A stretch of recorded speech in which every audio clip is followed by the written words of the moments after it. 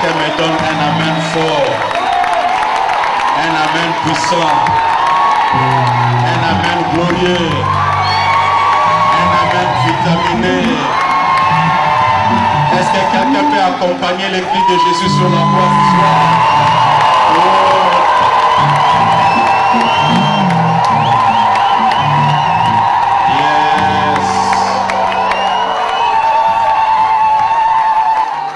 Que Dieu soit loué. Regarde ton voisin de gauche et de droite. Salue ton voisin. Parle bien pour ton voisin. Bénis ton voisin dans le nom de Jésus.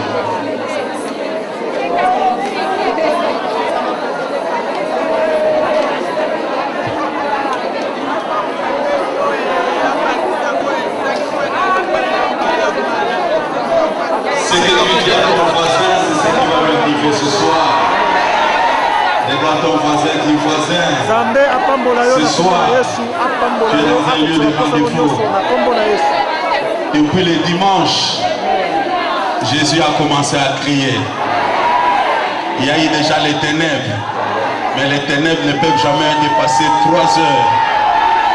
Dis à ton voisin, le voile est déjà déchiré. Du haut jusqu'en bas. Nous allons percer. Du voisin, ce que tu ne sais pas, la terre a déjà tremblé. Ton ennemi n'est plus tranquille. Il a déjà cédé. Que quelqu'un me donne un amen fort. Gloire à Dieu, gloire à Dieu, gloire à Dieu. Nous resterons debout pour honorer la parole. Et je demanderai à mon frère de lire Matthieu chapitre 27 à partir du verset 45 jusqu'au verset 52. Nous lisons Matthieu chapitre 27 du 45e au 52e verset. Depuis la 6e heure jusqu'à la 9e, il y eut des ténèbres sur toute la terre. Et vers la 9e heure, Jésus s'écria d'une voix forte, Élie, Élie, lama sabachthani, c'est-à-dire, mon Dieu, pourquoi m'as-tu abandonné? Quelques-uns de ceux qui étaient là l'ayant entendu dire, il appelle Élie. Aussitôt, l'un d'eux courut, prenant une éponge qu'il remplit de vinaigre, et l'ayant fixé à un roseau, il lui donna à boire. Mais les autres disaient, laisse, voyons si Élie viendra les sauver. Jésus poussa de nouveau un grand cri et rendit l'esprit. Et voici, le voile du temple se déchira en deux, depuis du haut jusqu'en bas. La terre trembla, le rocher s'est fondu et ne sait plus que s'ouvrir. Et plusieurs corps de saints qui étaient morts ressuscitèrent. Parole éternelle. Merci. Aidez-moi à faire une chose. Chaque fois que tu vas citer un miracle, que l'Église dise Amen. Et aussitôt, l'un courut, prenant une éponge qui remplit de vinaigre, et l'ayant fixé à un roseau, puis le donna à boire.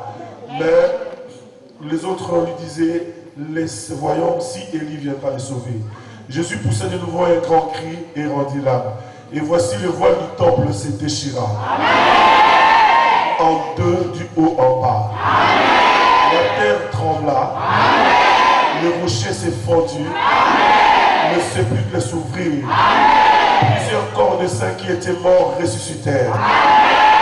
Parole de l'Éternel. Acclamons très fort la parole de Dieu. Et comme tu acclames que ces miracles s'accomplissent aussi dans ta vie. Comme tu acclames que la terre continue à trembler dans le camp de tes ennemis. Tel que tu acclames que le voile se déchire. Tel que tu acclames que la lumière arrive. Tel que tu acclames que les rochers se fondent. Et tel que tu acclames que les morts ressuscitent. Au nom de Jésus. Amen. Que Dieu soit loué. Merci. Prenons place. Je rends grâce à Dieu encore ce soir pour sa présence, l'opportunité, la grâce qu'il nous accorde d'être ensemble et de partager sa parole. Je bénis Dieu pour le pasteur Yohani pour la confiance, pour l'invitation, pour les anciens, l'église qui m'accueille. Que Dieu vous bénisse. Et je suis aussi reconnaissant à mes amis, collègues, serviteurs de Dieu, grands frères qui ont laissé leurs occupations pour venir m'assister. Vraiment que Dieu vous rende au centuple. Amen. Depuis le dimanche, nous avions commencé à parler sur les décrits de Jésus sur la croix qui apportent 5 miracles dans ta vie. Et nous avons dit, quand nous parlons des décrits de Jésus, nous voyons d'abord le chiffre 2 qui est le chiffre du témoignage. Et quand Jésus crie, il crie par des fois. Et par des fois, nous voyons des choses se passer physiquement à cette époque, mais c'était aussi un message prophétique pour nous. Et nous avons dit, chaque fois que nous voyons le chiffre 5, c'est le chiffre de la faveur, la grâce de Dieu dans notre vie. Et ce qui est vrai, c'est que la faveur de Dieu va se manifester dans notre vie par rapport à ces messages. J'aimerais toujours aider l'Église à avoir la sensibilité spirituelle. La Bible dit, une fois Paul plutôt prêchait, il a vu un paralytique, un petit, qui le regardait, un boiteux qui était là, qui le fixait. La Bible dit, Paul le fixa aussi dans les yeux, il a vu que cet homme avait la foi pour être guéri. Et il pria pour l'homme et l'homme fut guéri. Pendant que tu écoutes la parole, tel que tu seras sensible, tel que Dieu aussi va te visiter et va te toucher. J'aime bien préparer l'église à ne pas seulement attendre à la fin du culte pour qu'on te pose les mains. Dieu a plusieurs façons, plusieurs moyens pour nous toucher. Amen. Dans plusieurs pays où je passe, quand je prêche la bonne nouvelle, j'ai vu Dieu agir pendant la prédication. Pendant que la parole est prêchée, il y avait des gens qui étaient touchés, qui étaient guéris, qui criaient de gloire et de victoire, et il y avait des changements en même temps. Et je crois que ce Dieu n'a point changé. Le même Dieu est capable de nous bénir encore ce soir. Nous avons dit quand Jésus crie des fois à la croix, ces cris, nous le voyons dans le livre de Matthieu.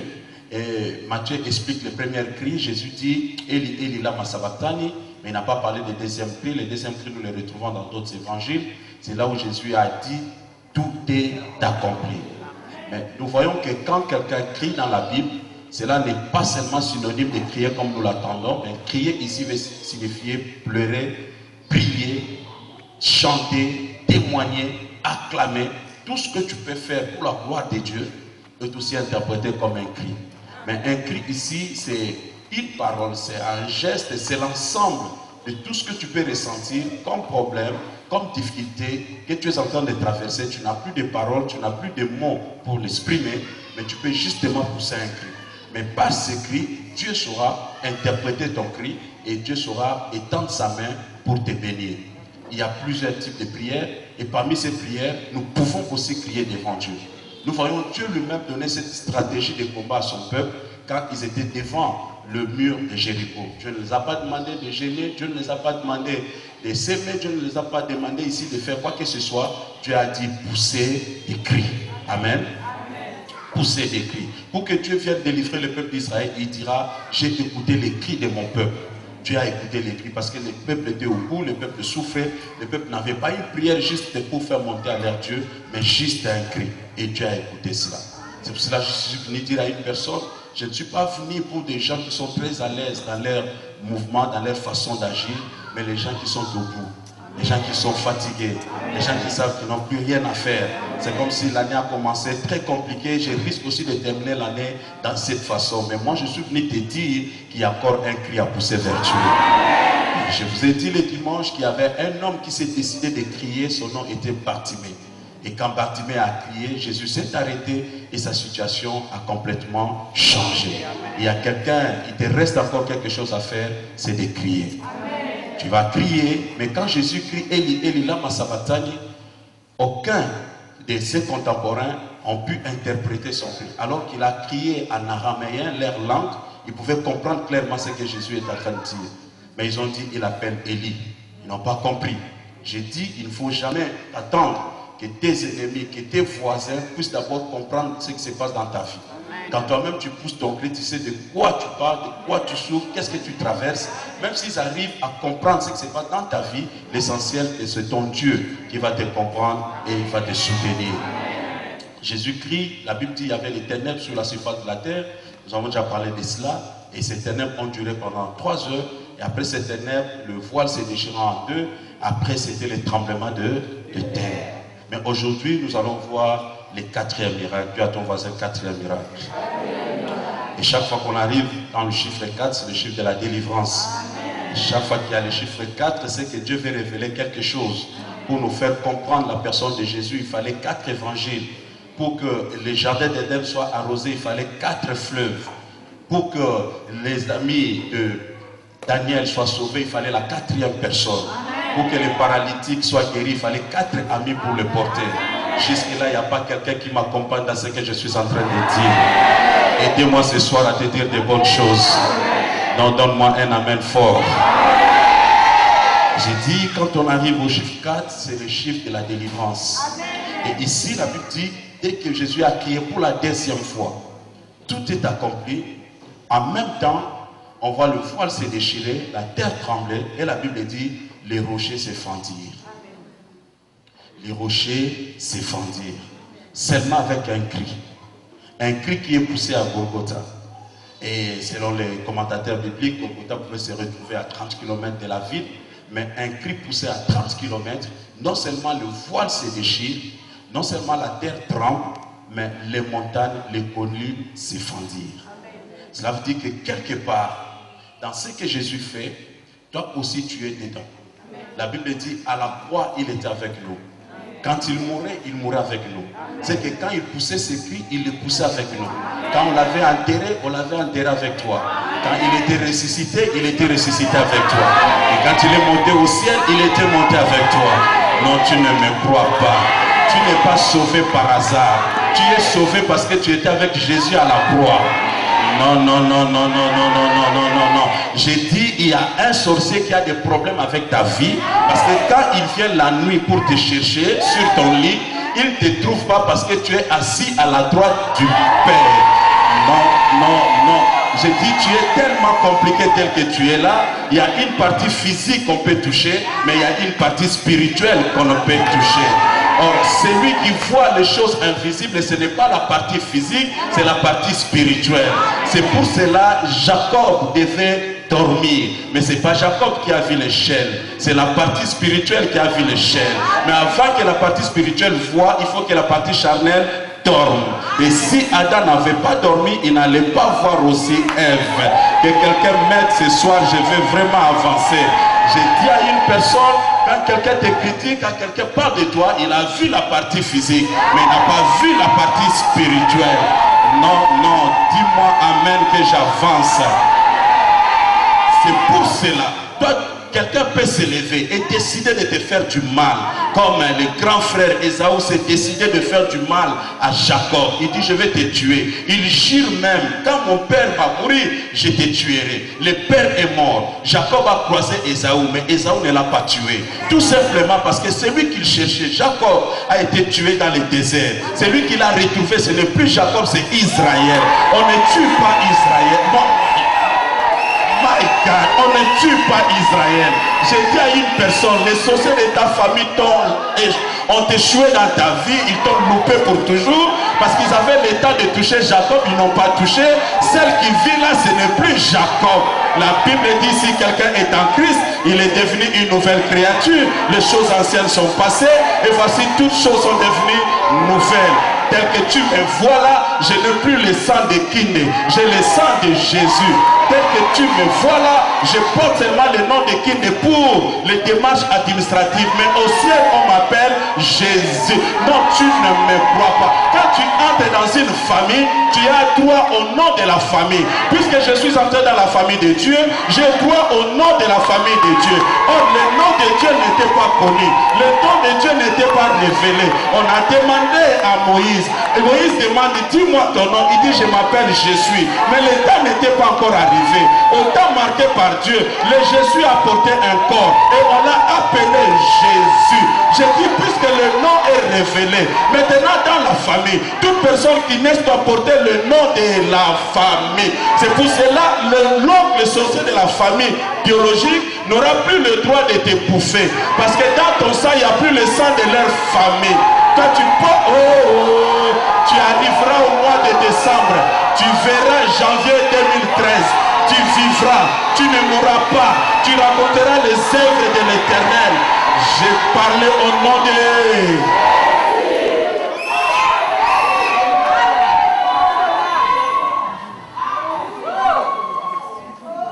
La Bible dit, il poussa un deuxième cri, le rocher se fendit. Vous savez, chaque fois qu'on parle de rocher dans la Bible,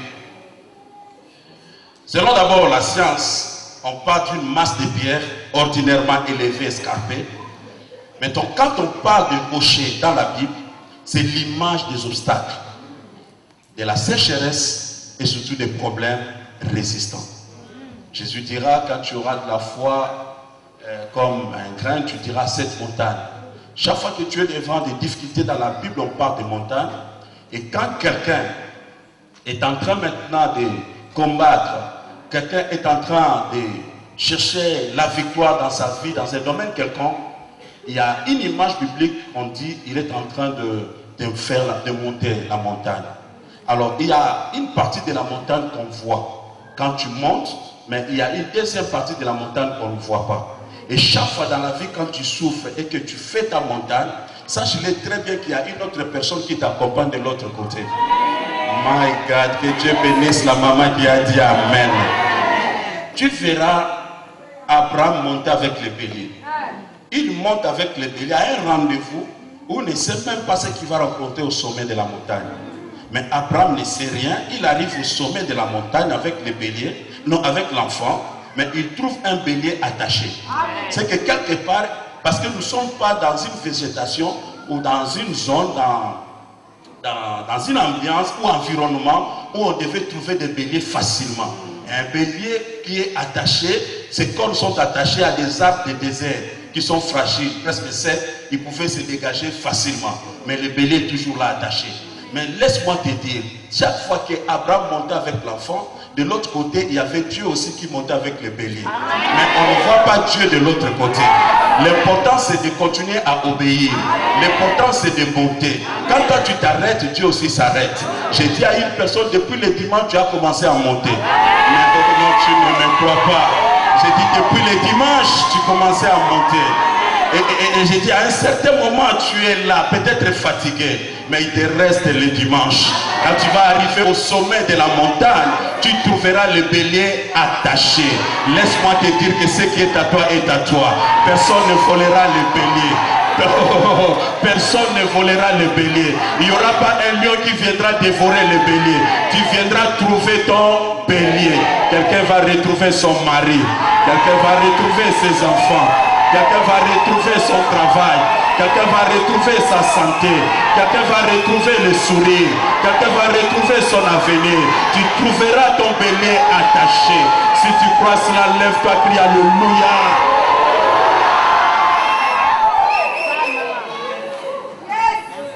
Puisque tu es sorti des ténèbres, puisque le voile est déchiré, puisque la terre a tremblé, il faut aussi que les montagnes puissent se briser. Tout ce qui est obstacle, difficulté, des problèmes résistants, il y a des problèmes, génération après génération, on les trouve toujours là. Ton père a souffert de cela, les grands-pères ont souffert de cela. Quand si tu viens, tu souffres de du même problème, de la même situation, tu te retrouves. Ce n'est plus possible. Toi, tu es créé pour changer l'histoire de ta famille.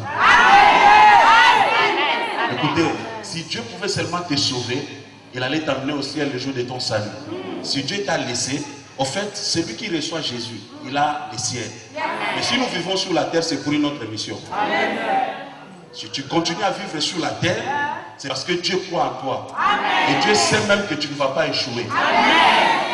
Dieu sait aussi que le diable habite la terre. Mais Dieu sait que tu sortiras vainqueur. Oh, donne-moi un amen fort.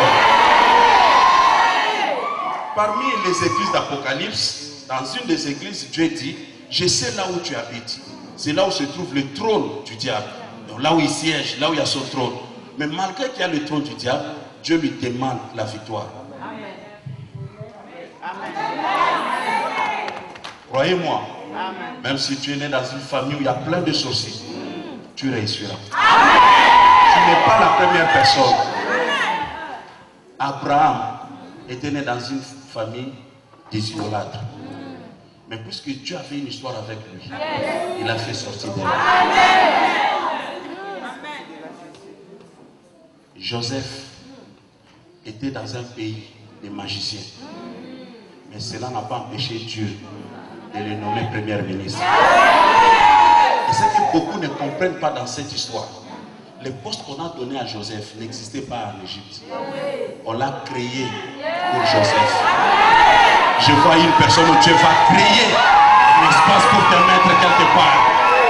Ça n'existe pas, ça n'a jamais existé. Mais on va frayer un chemin. On va créer un poste pour toi. Non, tu ne me crois pas. Je ne parlais pas à ton voisin. J'ai dit, c'est de toi que je parle. Dieu m'a envoyé pour toi. Même si cette chose n'existe pas, on créera un poste pour toi. Écoute, Pharaon dit ceci. Après moi, réellement après Pharaon, il n'y a pas de vice-Pharaon. Mais à cause de Joseph, on savait qu'il était étranger. On savait qu'il n'avait pas changé de nationalité. On savait qu'il n'avait même pas de diplôme. Mais à cause de la grâce de Dieu, j'ai dit ce qui fera la différence entre toi et tes voisins, c'est la grâce de Dieu. Tu as la grâce, mon frère. Tu as la grâce, ma soeur. J'ai dit la grâce fera la différence. La grâce fera la différence. Et nous sommes dans une génération où Dieu ne vient pas te donner le Saint-Esprit, tu fais des exploits et il les retire. Notre génération, notre dispensation, nous sommes devenus des temples portatifs. Nous avons un Dieu portatif. Tel que je suis là, quand je me déplace avec mon Dieu. Je peux faire le culte partout où je vais parce que moi-même je suis un temple. Est-ce que quelqu'un m'attend ce soir? Je n'ai pas peur de sorcier. Un sorcier doit attendre la nuit pour voler. Mais moi, pendant le jour, je peux voler. Yeah! Je suis déjà au ciel. Oh, tu ne me crois pas. Lève-toi, crie Alléluia. Il y a des problèmes qui résistent. Et Jésus l'a fait voir. Les disciples ont dit à Jésus, on a prié, on a chassé les démons, mais ces démons ne parlent pas. Qu'est-ce qui se passe? Et Jésus a dit, ce genre de démons, on les chasse par des jeûnes et des prières. Mais là aussi, je comprends une chose, Jésus n'a pas demandé à l'enfant de jeûner ni à son père. C'est aux disciples de jeûner. Mais il y a un système qui change aujourd'hui, on demande aux sorciers de jeûner et puis on prie pour lui. Il ne comprend pas ces choses. C'est à toi de t'équiper. Oh, est-ce que quelqu'un me suit ce soir? Une fois, Jésus a prié pour une personne, le même cas de défaut. C'était quelque chose qui résistait. En fait, cela ne résistait pas par rapport à Jésus et à son onction. Mais il voulait seulement démontrer quelque chose par rapport à ces miracles. Il y avait tout un village comme Nazareth, puisqu'ils ont vu Jésus grandir là-bas. La Bible dit qu'il n'y avait aucun miracle. Jésus est passé. C'est comme si les démons étaient tranquilles tous là, mais c'était à cause de leur foi. Donc il y a des situations comme ça dans la vie, même dans la Bible. C'est comme si ça résiste, c'est comme si ça persiste. Mais sache-le très bien. Même les situations qui résistent, qui sont devenues des montagnes devant toi. Tu ne peux voir de l'autre côté quand tu es devant la montagne. Et quand tu vois la montagne, c'est comme si tout s'arrête à la montagne. Or, réellement, il y a une autre vie derrière la montagne. Beaucoup ont abandonné à cause de la montagne. On a parlé de la stérilité dans ta vie, les médecins ont confirmé pour toi c'est une montagne. Il y a un problème que toi tu as vécu, ta grande sœur, ton grand frère, peut-être ta mère, et pour toi ça devient une montagne. Même si tu pries, tu as encore cette image dans ta tête. Et tu ne crois pas que cette histoire peut changer avec toi. Or, les personnes que tu as appelées dans la Bible, ils n'avaient pas 4 yeux, ils n'avaient pas 4 bras. Ils étaient comme toi. D'ailleurs, toi, tu es plus beau peut-être que les autres. Et je suis venu te dire encore, tu as quelque chose de plus. Toi, tu as le privilège de l'appeler Père. Alors qu'à l'époque, il ne pouvait même pas l'appeler Père. Donc, tu ne peux jamais échouer. Je vous ai dit, un fils ne vient pas quémander. Un fils ne vient pas pour mendier. Je vous ai parlé de mon deuxième fils. On lui a servi du thé à la place du lait. Il a pris le biberon sans négocier, sans nous regarder, savoir même si les parents avaient l'argent. Il a pris le biberon, il a jeté par terre, il a crié basta. Donc il ne veut pas de ça. C'est son droit. C'est à nous les parents de se débrouiller pour lui chercher du lait. Il ne veut pas savoir s'il y en a ou il n'y en a pas. J'ai dit que moi je ne suis pas cousin à Jésus. Moi je ne suis pas un cousin éloigné. Oh non, j'ai dit je suis fils. Et tant que fils j'ai droit. Il y a des choses que je ne peux pas accepter parce que seulement on m'a donné. Ce que Dieu me donne doit correspondre à mon rang. Ah, tu ne me crois pas. J'ai dit qu'il y a des choses qu'on va commencer à refuser parce que cela ne cadre pas avec ton droit. Étant fils, tu n'as pas droit à cela. Les fils ont droit à la table. J'ai dit que sa vie doit aussi changer. Tu n'es pas venu seulement pour souffrir. Non, pour cela Jésus a souffert pour toi. Continuer de souffrir et confesser la parole, c'est comme si tu offensais l'œuvre de la croix. Non, tu ne me crois pas. Dans les jours qui arrivent, dans ta famille, les gens qui n'ont jamais lu la Bible, ils liront la Bible au travers de ta vie. Oh, ils croiront que Dieu existe. Non seulement parce qu'on a parlé d'Abraham, non seulement parce qu'il a lu Sarah, mais parce qu'il a vu ta vie. J'ai dit à une personne, dans chaque génération, Dieu cherche une personne qui sera son témoignage. À l'époque d'Abraham, il a cherché Sarah. À l'époque de Anne, il a cherché Anne. À l'époque d'Élie, tout cela, il a cherché toujours une personne. Mais pour notre saison, pour notre génération, c'est toi, ah my God, c'est toi, mon Dieu, mon roi. C'est toi la personne que Dieu a choisie pour que tu deviennes un témoignage. C'est à partir de toi que beaucoup vont respecter Dieu. À partir de toi, beaucoup diront que Dieu existe. On l'a vu là où il était. On a vu comment il souffrait. Le voir là où il est aujourd'hui, ce n'est que Dieu qui peut faire ça. Ne regrette pas parce que l'enfant ne vient pas encore. Ne regrette pas parce que le mariage ne vient pas encore. C'est que Dieu prépare pour toi. Ce sont des choses que ta famille n'a jamais vues. Ce sont des choses qui ne sont jamais montées dans leur cœur. Je le dis dans le nom de Jésus. Croyez, croyez, croyez. Pour la première fois que j'ai été devant un couple présidentiel, parler de Jésus, prier ensemble, quand je sortais de là que j'ai réalisé. Parce que quand tu es là, c'est comme si tu es dans un rêve. Parce que de là où j'étais, quand on parlait de l'évangile, et que quelqu'un venait nous prêcher, et on a prié avec le président, pour moi, c'était trop loin. Parce que même au niveau de l'évasion dans notre famille, quand on a dit qu'on a vu un ministre, c'était déjà grand. Or, mon grand arrière-grand-parent n'a jamais vu un ministre. Mon père n'avait jamais vu un président. Mes grandes sœurs, se sont mariées à des grandes personnes qui nous ont aidés aussi à étudier, mais n'ont jamais croisé un président. Voici la génération des personnes. Mon Dieu, mon roi. My God, my God, my God. Cette génération, j'ai dit à une personne que c'est possible, c'est possible. Que ça passe 5 ans, c'est pas un problème. 10 ans, c'est pas un problème. 15 ans, c'est pas un problème. C'est toi qui es pressé avec ma vie. Mais Dieu n'est pas pressé. Parce que Dieu ne veut pas me bénir comme tout le monde. Quand je souffre, Dieu dit que je dors. Quand je meurs, Dieu dit que je dors. Parce qu'il ne veut pas me faire sortir du coma. Il ne veut pas me réanimer. Dieu veut me ressusciter.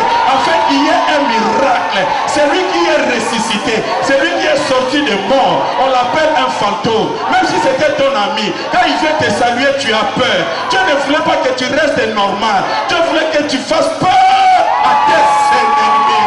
Tu ne me crois pas ce soir. Je dis à une personne, les choses que Dieu a réservées dans ta vie, tu ne l'as pas encore vu, tu ne l'as pas encore touché. Pour toi, ça sera le meilleur. Même tes grandes sœurs vont t'applaudir. Tes oncles vont t'applaudir. Les sorciers dans leur chambre vont t'applaudir. Qu'ils le veuillent ou non, ils applaudiront. Pourquoi? La Bible dit, au nom de Jésus, tout genou fléchisse et toute langue confesse. Or, ce qui se passe dans ta vie, se passe au nom de Jésus. Puisque ça se passe au nom de Jésus, ils seront condamnés. My God, même dans leurs toilettes, de se mettre à genoux et de dire, le Dieu de terre.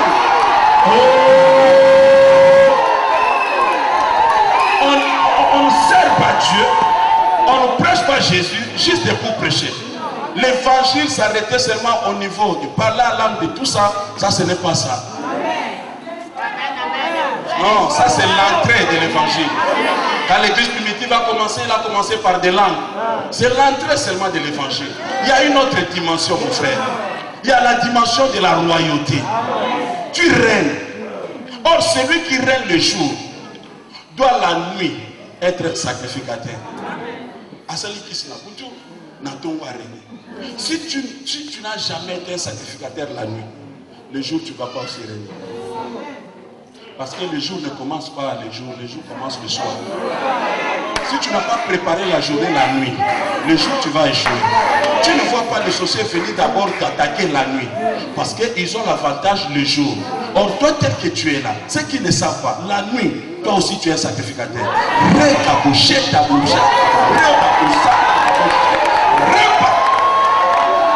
Le matin, maintenant tu donnes les ordres. Tu ordonnes. Regarde la vie de Jésus. Jésus n'avait jamais prié devant un démon. Il ordonnait. Mais il priait la nuit. Change de stratégie. C'est pour cela que tu vas crier ici. Mais les murs vont se fondre dans votre famille, dans votre quartier. Ils ne comprendront jamais que c'est toi qui as causé cela. C'est pour cela dans le jour qui arrive, on te traitera de sorcière. Cet enfant-là, c'est un sorcier. Or, toi, tu ne sais rien de la sorcellerie. Mais c'est la dimension qu'ils sont en train de vivre dans la famille. Depuis qu'ils sont sorciers dans la famille, ils n'ont jamais échoué. Mais avec toi, ils vont échouer. Tu seras la première personne. Ah non, tu ne me crois pas. J'ai dit, ils vont échouer avec toi. Je disais, ils vont échouer avec toi. Que quelqu'un dise amen très fort. Un amen puissant. Un amen de gloire.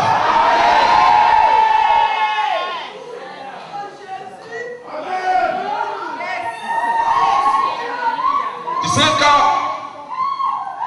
on parle de verbe fendre, c'est casser quelque chose à 1000 morceaux.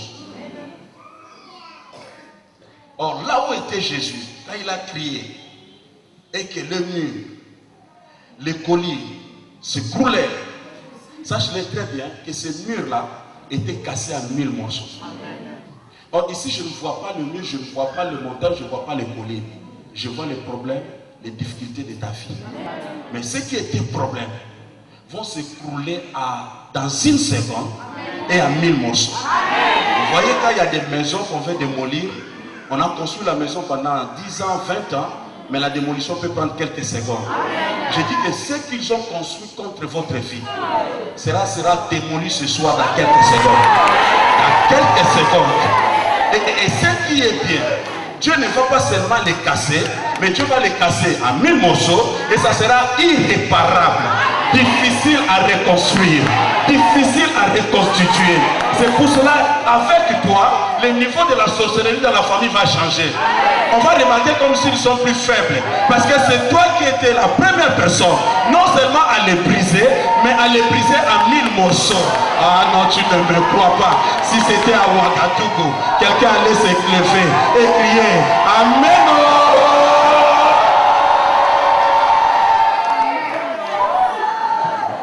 Sera cassé en 1000 morceaux. C'est pour cela que tu remarqueras. Depuis que toi tu t'es marié, les autres aussi ont pris la lune. Tu n'as pas compris dans la Bible. On arrête Paul et Silas dans la prison. À cause de Paul et Silas, la prison s'écroulait. Les prisonniers ont fui, mais Paul et Silas sont restés. Oh, c'est eux qui devaient bénéficier de cette destruction-là. Mais eux, ils sont restés et les autres sont sortis. C'est toi qui es l'agent de la bénédiction de ta famille. Ils sortiront. Ils vont sortir, toi tu vas les regarder. Tu n'es pas pressé de courir. C'est pour cela que tu n'étais pas pressé de te marier. Tu n'étais pas pressé de faire quoi que ce soit. Parce que tu es l'agent de la bénédiction. Tu as ouvert les portes aux autres. Ah, tu ne me crois pas. Ah, je suis venu dire à une personne. Pierre et les autres apôtres avaient fait ensemble avec 4000 hommes. Ça comptait les femmes et les enfants. Et quand Dieu dit partager les pains, même Pierre a fait, les apôtres aussi ont fait. Mais ils distribuent, ils ne mangent pas. Ils sentent l'odeur, ils souffrent aussi. Ils ont donné un pain à chacun, un poisson à chacun. Je crois que Judas commençait déjà à regretter. Ah, mais comment on sert? Mais nous-mêmes là, on ne mange pas. Pierre a dit, le maître a dit, servez d'abord. Ils continuaient de servir. Ils continuaient de servir. Mais à leur tour, ils n'ont pas mangé un pain. À leur tour, ils n'ont pas mangé un poisson. Ils ont mangé un panier à chaque. Oh mon Dieu, mon roi, je ne suis pas pressé dans ma vie. Qu'ils mangent, qu'ils boivent. Je ne mangerai pas un pain. Je ne mangerai pas un poisson. Nous aurons un panier. J'ai dit à une personne, un panier. Lève ton cri, alléluia. Que Dieu vous bénisse. Que Dieu vous bénisse. Pousser un cri comme le cri de Jésus à la croix. Tel que tu cries, tel que quelque chose arrive dans ta vie. Tel que tu cries, il y a une montagne qui s'écroule quelque part. Tel que tu cries, il y a une montagne qui s'écroule. C'est quelque montagne dans ta famille.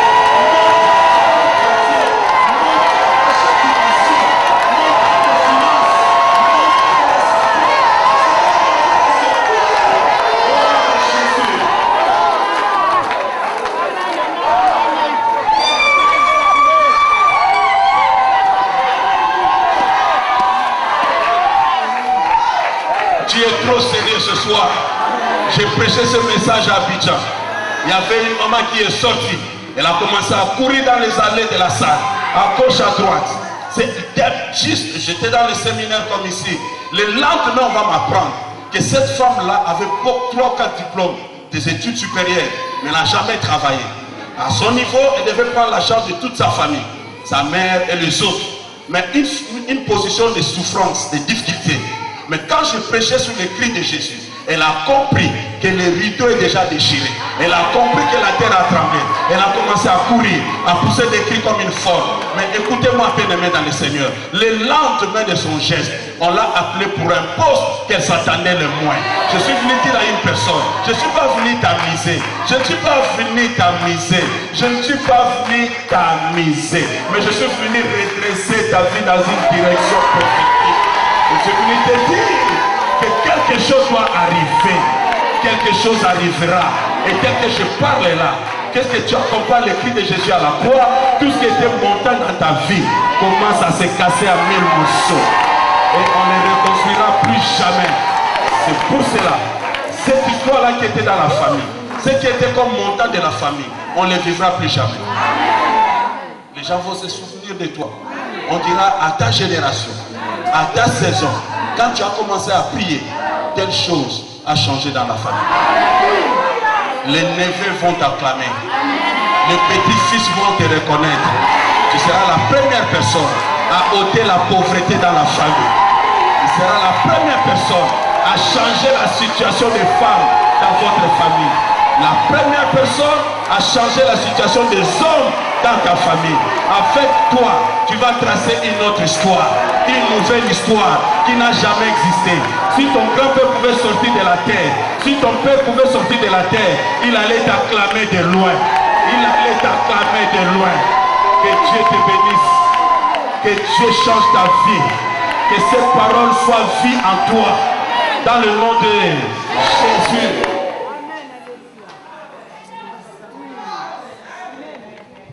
La Bible dit à son deuxième cri, les montagnes et les collines se fendirent. Et vous savez, en Israël, bien que c'était une société théocrate, et après ils ont bien voulu avoir un roi, ils voulaient vivre comme les autres. Même dans une société où Dieu règne plutôt, mais on a trouvé aussi des vices. À l'époque de Jésus, Jésus a trouvé des prostituées dans la ville, il y avait des voleurs, il y avait des gens de mauvaise vie. Mais écoute, à l'époque, même depuis l'époque de David, il y avait aussi des brigands, il y avait aussi des voleurs, des pilleurs en Israël. Mais chaque fois qu'ils volaient, ils pillaient une personne, ils allaient se cacher dans des cavernes, ils allaient se cacher dans des rochers, ils allaient se cacher derrière des montagnes. Alors sache-le très bien que ce qui se passe sur le plan physique commence d'abord sur le plan spirituel. Il y a des voleurs de ta vie. Les pilleurs de ta vie se sont cachés dans les cavernes, cachés derrière les montagnes. C'est pour cela même que tu pries, tu demandes à Dieu, fais-moi voir, je peux comprendre qu'il nous fait ça. Parfois c'est flou, tu ne vois rien. Ils sont cachés derrière les montagnes. Alors Jésus ne pouvait pas partir et te laisser comme ça dans le flou. Jésus, quand il pousse ses cris, les montagnes vont s'écrouler. Et quand ça croule, qu'est-ce que ça va se dégager? Tous ces voleurs vont sortir. Tous ces voleurs vont fuir parce qu'ils n'ont plus de cachette. Mais ce que je voulais te dire, à ce cri que tu vas pousser ce soir, les montagnes aussi de ta famille, les montagnes aussi de ta vie vont s'écrouler. Et tout ce qui était pierre, tout ce qui était voleur, ils seront mis à nu. Ils vont sortir. C'est pour cela que toi tu ne resteras pas aveugle. Cette année tu vas voir. Quelqu'un veut voler pour te faire du mal, tu l'as vu. Le matin tu dis attention avec ma vie. Non, tu ne me crois pas. Parce que les rochers se fendirent. Ils ne peuvent plus se cacher. Ils ne peuvent plus rester là. Et puisqu'ils ont volé, ils doivent restituer. Et quand on restitue avec intérêt. Ce que tu ne sais pas, ce que tu vas recevoir cette année, ça sera multiplié par ça à cause du vol. Non, tu ne me crois pas. J'ai dit, ils t'ont volé et ils sont allés se cacher. Mais Dieu a poussé un cri à la croix, les montagnes s'écoulaient, ils sortent. Or quand on sort, et on sort avec le butin ou quelque chose qu'on a volé, on est mis à nu. C'est la honte. Tu ne peux pas rester comme cela. Et très souvent le réflexe c'est de les jeter. Parce que tu ne veux pas qu'on te voie avec l'objet volé à la main. Je vois des sorciers qui ont volé des mariages, qui ont volé des enfants, qui ont volé l'argent. Mais puisque les montagnes vont tomber, ils vont déposer cela. Non, tu ne me crois pas.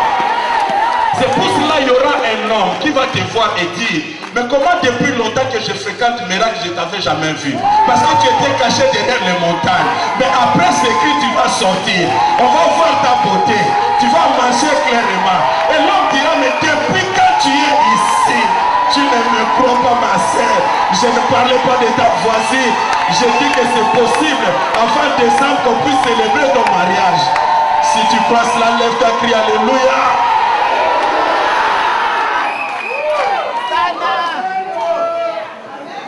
On avait un frère à Milan, plein de problèmes. Avec un séjour, il ne trouvait jamais du travail. Jamais du travail. Je vous dis, un dimanche, on avait un service à l'église et le Saint-Esprit l'a touché et on commençait à faire la prière pour sa délivrance. Et quand on priait pour le frère, c'était un frère ivoirien, son oncle parlait à lui. Il a donné son nom, il a dit ce qu'il faisait dans sa vie, il a bloqué complètement sa vie. Il roulait par terre tout cela. C'est un grand gaillard. Et dès que la délivrance a fini, je vous l'ai dit au nom de Jésus, son téléphone a sonné un dimanche. Et dès qu'il a pris son téléphone, c'était un patron qui l'appelait pour un travail. Mais ce qui est bizarre, c'est que le patron appelait les dimanches. Donc quelqu'un ne me croit pas. J'ai dit, le Dieu que tu pries, le Dieu de la Bible, c'est un Dieu de miracles. J'ai dit, c'est un Dieu de miracles. C'est un Dieu de miracles, mais c'est aussi un Dieu de miracles. J'ai dit, quand les montagnes tombent, on verra ton numéro. Quand les montagnes tombent, quelqu'un va se souvenir de toi. Quand les montagnes tombent, tu seras vu. J'ai dit à une personne, parfois il y avait un dossier. On devait traiter ton dossier. Mais puisqu'on a posé une montagne devant ton dossier, on ne voyait plus ton dossier. Mais écoutez, écoutez, écoutez. Tu ne seras pas la première personne. Mardochée aussi a fait du bien, mais on l'a oublié. Mais dans une nuit, Mardochée dormait, le roi ne dormait pas. Le temps est arrivé. Toi tu dormiras. Mais quelqu'un quelque part ne va pas dormir. Est-ce que je parle à une personne? Il y a un homme qui ne dormira pas pour toi. Il y a une femme qui ne dormira pas pour toi. Il y a un patron qui ne dormira pas pour toi. Il y a un président qui ne dormira pas pour toi. Et si tu crois cela, dis alléluia. Un dimanche, son téléphone sonne. Il prend le téléphone juste après la délivrance. C'était son premier travail. Et c'est de là qu'il a démarré. Dieu est Dieu. Dieu est Dieu. Je disais Dieu est Dieu. Parce qu'il y avait des montagnes devant nous. Tu peux être beau, tu peux être belle, mais quand il y a une montagne devant toi, c'est difficile qu'on te voie. J'ai connu une soeur quand on grandissait. On n'était pas encore dans la foi, on ne comprenait pas beaucoup de choses. Quand elle vient de loin, les gaillards, les grands de notre quartier se disaient, on va l'appeler, ah, une belle fille, on va la baratir. Mais dès qu'elle arrive, personne n'ose l'appeler. Tout le monde fuyait. Elle sentait mauvais. C'était une malédiction. J'étais dans une école, quand j'ai fait mes études des humanités, où il y avait des fils d'eux, des filles d'eux. Et parmi ces fils d'eux et des filles d'eux, il y avait une qui était des grandes familles, un homme. Mais quand elle te parle, elle dégageait d'elle. Et tout le monde fuyait. On ne savait pas que c'était des malédictions. Mais petit à petit, moi j'ai reçu le Saint-Esprit à l'école. On a commencé à prier. Et on a connu maintenant des délivrances. Et aujourd'hui, je vous parle. Elle est bien. Elle est au Canada. Elle s'est mariée. Quelque chose d'extraordinaire. Parce que personne ne pouvait la prendre. Elle sentait tellement. Elle dégageait. Il y a des choses que tu ne peux comprendre. Toi-même, tu ne le vois pas. Toi-même, tu ne le sens pas. Mais on a posé une grande montagne devant toi. Il n'est jamais arrivé que quelqu'un se dise, mais comment je ne t'avais pas connu avant? Comment je n'ai pas vu de telles personnes comme toi? Parce que dans la vie, pour que tu entres dans une nouvelle dimension, Dieu va utiliser toujours des personnes. Mais il faut trouver des bonnes personnes sur ton chemin. Tu te dis toi-même, si je connaissais Yohan il y a 20 ans, je serais déjà quelque part. Il y a des personnes qui sont dedans. Il y a des femmes aussi qui sont dedans. Des hommes aussi qui sont dedans. Mais parfois tu ne peux pas comprendre comme cela. Au début, parfois tu ne saisis pas. Mais c'est après que tu vas comprendre que si je n'avais pas cette femme, si je n'avais pas cet homme. Parce que très souvent, on va te poser un mur devant toi, une montagne devant toi pour que tu ne vois pas, pour que tu ne saisisses pas ta bénédiction. Mais dans le nom de Jésus, puisque Jésus a poussé un cri, les montagnes vont tomber. Les montagnes seront tombées et seront cassées à 1000 morceaux. On ne pourra plus les reconstruire. Et en plus, tous ceux qui ont volé ta bénédiction et se sont cachés derrière des montagnes, on va les attraper un après l'autre. Tu le verras clairement. Tu vas lui dire clairement ce qu'il fait. Lui-même ne va pas s'en revenir. Parfois il va t'appeler pour te demander, toi aussi tu me vois. Est-ce que toi aussi tu es sorcier? Parce qu'ils ne vont pas comprendre que Dieu t'a mené dans une autre dimension. Les montagnes vont tomber. Tu vas voir ce qu'ils t'ont volé et tu vas récupérer ce qui est à toi. Et puisqu'ils t'ont volé, ils vont les donner au centuple. Et si tu crois cela, tu dis Amen. Au cri de Jésus, les montagnes se fendirent. Et vous savez, une situation dure, une situation compliquée, une situation qui se présente comme une pierre, on n'a pas trop de formules, on n'a pas parfois les outils ou les armes pour le combattre. Tu vois, le mur de Jéricho était barricadé, c'est un mur fait de pierres. Et pour cela, Dieu a donné une autre stratégie, c'est de crier. Et Dieu sait pourquoi. Ils n'avaient pas une arme, ils n'avaient pas de bombes pour faire tomber ce genre de mur. C'était un mur de 6 mètres, fait de pierres, bien fortifié. Mais la stratégie pour Dieu, c'est seulement de pousser un cri. Or, quand toi tu pousses un cri, tu ne sais pas ce qui se passe dans le monde spirituel. Il y a des situations comme ça, comme des murs de Jéricho. Avec ces situations, il n'y a pas une autre formule. Il n'y a pas une arme. Toi, tu vas seulement pousser un cri à Dieu. Mais puisque tu pousses un cri à Dieu, du haut du ciel, dès que le ciel s'ouvre, sache-le aussi que la terre aussi va souffrir. Dieu ira à la racine. Dieu ira sous la terre. Dieu ira à la fondation. Il va briser les murs et ça va tomber comme des cartons. C'est pour ça que des choses qui ont perduré, les choses qui ont été compliquées dans la vie, à ta saison, à ta génération, on ne comprendra pas comment ces choses sont devenues faciles. Personne n'a construit dans votre famille. Toi, tu seras la première personne à construire.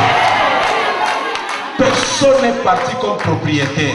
Tous étaient des locataires, mais toi, tu seras la première personne à être propriétaire. Et quand tu commences là, tu ouvres la porte aux autres. Et tu sais que quand tu le fais, tout le monde aussi est béni. Parce que tu es une source de bénédiction. Et je dis que tout ce qui était difficile, tout ce qui était comme une pierre deviendra facile. Je dis facile dans ta vie. J'ai prophétisé pour ta vie. Que tout ce qui était comme un mur, tout ce qui était comme une montagne, tout ce qui était comme une colline, que cela soit facile. Que la montagne disparaisse, que la colline disparaisse et que tout soit facile. Dans le nom de Jésus. Quand les Français parlent du verbe fendre, cela veut tout simplement dire lézarder, percer, traverser ou déchirer. Ça veut dire que quelque part, quand Jésus crie et que les montagnes s'écroulent, dans la pensée de Dieu, c'est qu'il y avait une situation difficile, mais malgré la situation difficile, malgré le mur, mais à cause de toi, toi tu vas lézarder. Tu vas percer. Or, quand on perce, c'est pas facile. On perce là où c'est compliqué, c'est difficile. Et quand tout le monde est arrivé dans ta famille, il a vu le mur, il a vu la montagne, il s'est détourné. Mais à ton tour, tu vas voir qu'il y a une possibilité de percer. C'est pour cela, tel que je te vois là, j'ai dit que toi tu vas percer dans la vie. Toi tu vas traverser là où c'était fermé. Même là où il y avait la mer, toi tu peux traverser. Jésus, tu vas traverser. Et si nous étions à Abidjan, quelqu'un allait dire tu vas déchirer. Parce que quand on dit déchirer à Abidjan, cela veut dire que tu as fait un exploit. Et je dis que ce que toi tu vas faire, ça ne sera pas quelque chose de normal. Ça sera un exploit. Parce qu'on ne l'a jamais vu dans votre famille. On ne l'a jamais vu dans votre quartier. Mais tu le fais à cause de Jésus. Puisque Jésus est avec toi, tu es capable de percer. Là où tout est fermé, toi tu vas percer. Là où on dit qu'on ne se marie pas, toi tu vas te marier. Là où on dit qu'on ne réussit jamais, toi tu vas réussir. Parce que toi tu seras l'exception de Dieu. J'attends encore le cri de Jésus sur la croix qui est en train de faire tomber ton mur. Et l'impossible devient possible. C'est pour cela que Dieu t'a créé. C'est pour cela que tu l'as reçu dans ta vie comme Seigneur et Sauveur. Pour manifester sa puissance. Pour manifester l'impossibilité du monde qui devient possible avec Dieu. Quand on aura besoin d'un exemple, on citera ton nom. Oh, que Dieu te bénisse, ma soeur.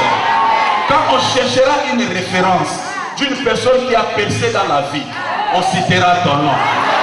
Quand on dira que c'était impossible partout, c'était difficile partout, et quand on va chercher qui a pu faire quelque chose, on pensera à toi. Parce que toi tu es l'exception de Dieu. Toi tu es l'exception de Dieu. Tout ce qui vit dans le monde n'appartient toujours pas au diable. Il y a encore des enfants de Dieu sur la terre. C'est là la Bible dit que le diable cherche qui dévorer. S'il avait le pouvoir, le monde lui appartenait, il pouvait aussi nous dévorer tous. Mais sur nous, il y a un signe. Le Dieu qui a dit à Caïn avec le sang entre ses mains, mais Dieu dit quand même, je mettrai un signe et personne ne te tuera. Mais nous n'avons pas le sang d'Abel, nous avons le sang de Jésus.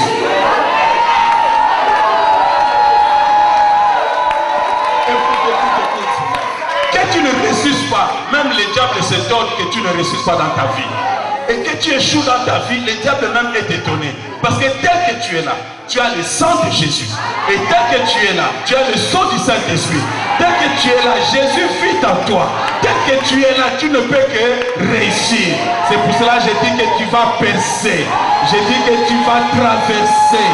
Je dis que tu vas lézarder.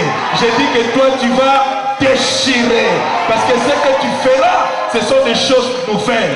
Ce que Dieu fera au travers de ta vie, ce sont des choses qu'on n'a jamais vues ailleurs. Mais toi tu sais pourquoi ces choses arrivent. Parce que Jésus à la croix a crié pour toi.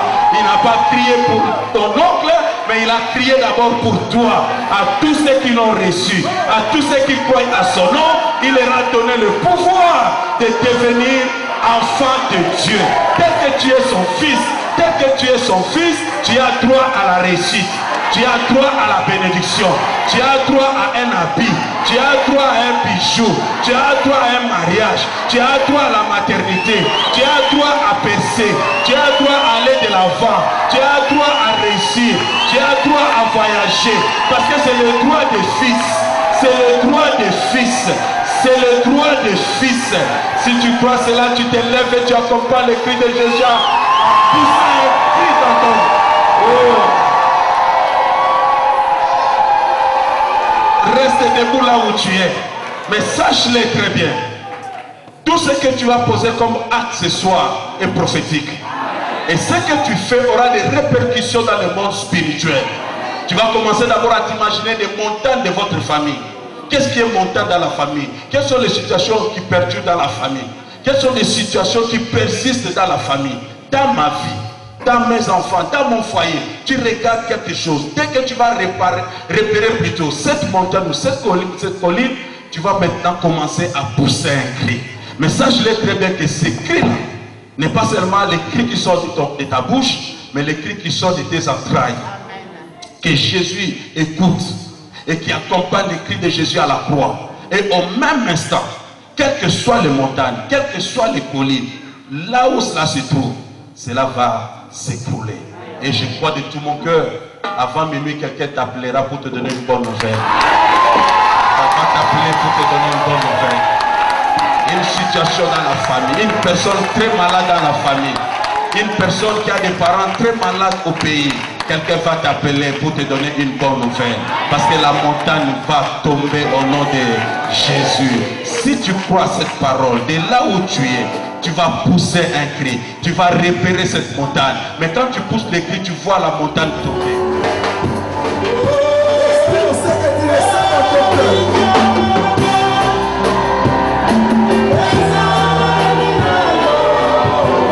Nous chantons le